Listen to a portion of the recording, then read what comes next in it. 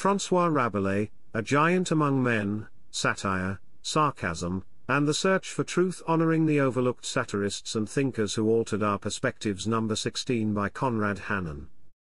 Preface. In our ongoing exploration of the luminaries who have lit the path of human thought and creativity, we arrive at a milestone, our 16th installment. This series, a labor of love and curiosity, seeks not merely to recount the lives of its subjects but to weave their essence into the fabric of our contemporary understanding, inviting reflection, inspiration, and perhaps a touch of irreverence. François Rabelais, our subject in this edition, occupies a unique place in the pantheon of great minds. A Renaissance man in the truest sense, Rabelais' contributions to literature, medicine, and humanist thought echo the complexities and contradictions of the human spirit. His work, characterized by its satirical brilliance and deep humanism, challenges us to look beyond the surface, question, and laugh, even in the face of absurdity. As we delve into the life and legacy of this towering figure, I hope you will find in Rabelais' story a reflection of the boundless potential for intellect and wit to challenge the status quo. This 16th article of our series reminds us that history is not just a series of events but a mosaic of individual lives, each contributing to the shape of the world to come. Let us then embark on this journey with an open mind and perhaps a smirk, as befits the subject at hand, ready to discover how the past continually informs our present and shapes our future. Conrad Hannon. In the rich and vibrant world of Renaissance literature, François Rabelais stands out like a bold splash of color. Born around 1494 in Chinon, France, Rabelais was not just smart and funny, he was a giant of literature and humanist thinking. His work and ideas have echoed through the years, touching countless readers and thinkers. A physician by training, a monk by circumstance, and a writer by passion, Rabelais' journey through academia, theology, and medicine profoundly shaped his literary output, most notably his magnum opus, Gargantua and Pantagruel. Early life and monastic beginnings. From his early years, François Rabelais demonstrated an insatiable thirst for knowledge, a trait defining his life. Born in the Loire Valley, a region known for its intellectual vibrancy during the Renaissance, Rabelais was the son of a lawyer, which afforded him access to a good education from a young age. However, the monastic life first offered Rabelais the scholarly sanctuary he sought. Initially joining the Franciscan order, Rabelais soon found its restrictive views on learning incompatible with his voracious appetite for knowledge, particularly in Greek and Latin literature. This friction with the Franciscan order's leadership led to a significant turning point in his life. With the intervention of Bishop Geoffroy d'Estissac, Rabelais moved to the Benedictine monastery of Malesherbes, which allowed him greater intellectual freedom, and access to a broader range of texts and ideas. Transition to medicine, and the secular life. Rabelais' pursuit of knowledge eventually led him away from monastic life entirely. Seeking a more direct engagement with the human condition, he turned to the study of medicine, enrolling at the University of Montpellier in 1530. This career change did not signify a departure from his intellectual pursuits but rather an extension of them.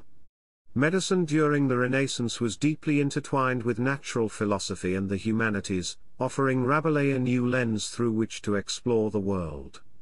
His medical career was marked by significant achievements, including the publication of several important texts on anatomy and a stint as a physician at the Hôtel Dieu in Lyon, one of the largest hospitals of the time.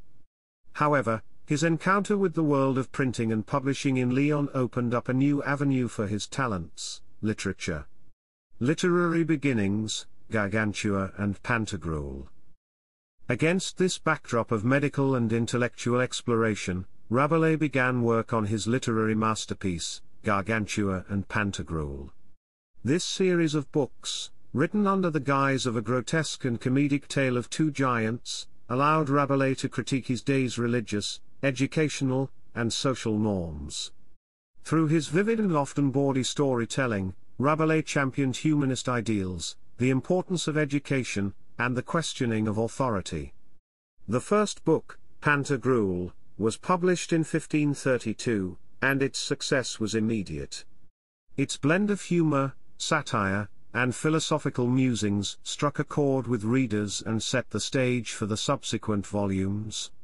Gargantua, which followed in 1534, expanded on these themes, delving deeper into Rabelais' vision of an ideal society.